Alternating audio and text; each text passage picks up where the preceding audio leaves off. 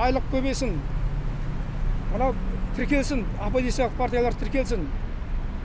Алға Қазақстан демократиялық партиясы, бастамашы ұйымының мен мүшесімін. Алға Қазақстан демократиялық партиясы тіркелсін. Және талабымыз саяси тұтқындар босатылсын. Оларға саяси деген мәртебе берсін. Бәрін тәртіп бұзды, анардан көшеден өтіп кетті, бағынбады деген бәрі ол жалған болып тұр. Жаңа Тимур Дәнебаев,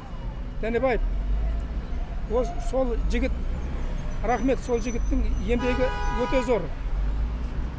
Тоқаевтың қылмысын ашып беріп отыр ол. Тоқаев жауап бер дейді. Сен 20 мың террорист бар деген ғой.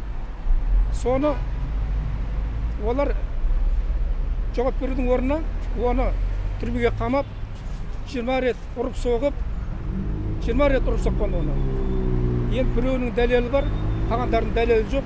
Мына өкімет тұрған кезде оған дәлел болмайды деп ойлаймын өзім.